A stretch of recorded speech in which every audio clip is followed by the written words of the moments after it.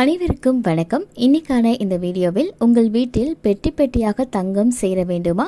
உடனே இதை செய்யுங்கள். என்னெல்லாம் செய்யக்கூடாது அப்படின்றத பற்றியெல்லாம் இந்த வீடியோவில் பார்க்கலாம். அதுக்கு முன்னாடி நீங்கள் நம்ம சேனலை இன்னும் சப்ஸ்கிரைப் பண்ணிக்கல அப்படின்னா மறக்காமல் சப்ஸ்கிரைப் பண்ணிக்கோங்க. அண்ட் பக்கத்தில் இருக்க பெல் ஐக்கானையும் ப்ரெஸ் பண்ணிக்கோங்க.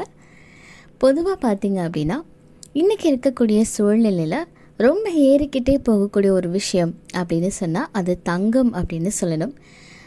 தங்கம் வாங்கிறது அப்படின்றது ஒரு ஏழைகளுக்கு எட்டா கனியாகிட்டு தான் வருது. ஏன்னா இன்றைக்கி ஒரு ரேட் இருக்கும், ஒரு 10 நாள் கழித்து பார்க்கும்போது அதை விட இன்னுமே டபுளாக இருக்கும். ஸோ அதனால் தங்கம் வந்து அதிகமாக வாங்கணும் அப்படின்னு நினைக்கிறதே நம்ம குறைக்க ஆரம்பிச்சிடும். ஸோ அப்படி வாங்கி வச்ச தங்கமாவது நம்மக்கிட்ட தங்கணும் இல்லைங்களா? ஏதாவது ஒரு சூழ்நிலையால் அந்த அடகுக்கு போகிற மாதிரியான ஒரு சூழ்நிலையும் நமக்கு வருது. பொதுவாக பார்த்திங்கன்னா நிறைய பேர் நினைக்கக்கூடிய விஷயம் என்ன அப்படின்னா, தங்கம் அப்படின்றது ஒரு முதலீடாக தான் பார்க்குறாங்க. அது ஒரு லாபம் தரக்கூடியது. அதனால் தங்கத்தில் முதலீடு பண்ணணும் அப்படின்னு சொல்லிட்டு தான் நம்ம முன்னோர்கள் காலத்துலேருந்தே பெண்களுக்கு திருமணத்தப்போ இந்த சீரா நகைகள் கொடுக்கறது அப்படின்றதெல்லாம் சொல்லுவாங்க. ஸோ அந்த காலத்துலேருந்து இப்போ வரைக்குமே அந்த தங்கத்துக்கான அந்த ஒரு மவுஸ் அப்படின்றது இன்றைக்கு வரைக்குமே இருக்குது. சில நேரத்தில் நம்மளால் அடகு வைக்கக்கூடிய ஒரு சூழ்நிலைக்கு போகுது அப்படின்னா அதை நம்ம எப்படி மீட்டுட்டு வரணும், அது அடகு திரும்ப போகாமல் இருக்கணும் அப்படின்னு நம்ம நினைக்கிறோம் அப்படின்னா அதுக்கான சில விஷயங்கள் நம்ம ஆன்மீக ரீதியாக கண்டிப்பாக இருக்கும். ஒருத்தவங்க கிட்ட நகை சேரணும், தங்கம் வீட்டில் நிரந்தரமாக இருக்கும் அப்படின்னா மகாலட்சுமியுடைய அருள் அங்கே அவசியமாக இருக்கு. ஸோ ஸ்வர்ணலக்ஷ்மியோடைய அருள் அந்த இடத்துல இருந்தால் மட்டும்தான் நம்மளால் நகையை வாங்கின அந்த நகையை நம்ம வீட்டில் நிரந்தரமாக வச்சுருக்கவும் முடியும். சில பேர் வீட்டில் பார்த்திங்கன்னா நகைகள் வாங்கி அது வருஷ கணக்கில் பீரோலையே பூட்டி வச்சுருப்பாங்க. ஆனால் அந்த மாதிரி என்றைக்குமே நம்ம செய்யக்கூடாதுங்க. பூட்டி வச்ச அந்த நகைகளில் தோஷங்கள் உண்டாகும் அப்படின்னு சொல்லுவாங்க. அதனால் தங்கத்தை எப்போவுமே நீங்கள் கொஞ்சம் போட்டுக்கோங்க. நீங்கள் தங்கம் போட உங்களுக்கு லக்ஷ்மி கடாட்சம் அதிகமாகும் அப்படின்னு சொல்லப்படுது. பொதுவாக சாஸ்திரத்தில் ஒரு விஷயங்கள் சொல்லுவாங்க, ஸ்வர்ணத்துக்கு தோஷம் இருக்குது அப்படின்னு சொல்லிட்டு.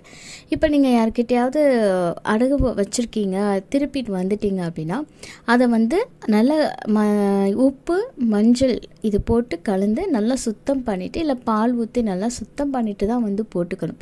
அப்போ தான் அந்த தோஷம் நம்மளை பாதிக்காமல் இருக்கும். சில நேரத்தில் நம்ம பார்த்திங்கன்னா நமக்கு அக்கம் பக்கத்தில் இருக்கவங்க தெரிஞ்சவங்க நம்மளுடைய நகைகளை அவங்க வாங்கி போட்டுப்பாங்க.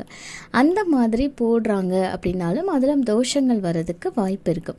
ஸோ நான் மேலே சொன்ன மாதிரி உப்பு மஞ்சள் இது போட்டு நல்லா சுத்தம் பண்ணியோ பால் வச்சு நல்லா சுத்தம் பண்ணிட்டோ அதுக்கப்புறமா நீங்கள் போட்டுக்கலாம். அதனால எந்த தோஷமும் நமக்கு வராது.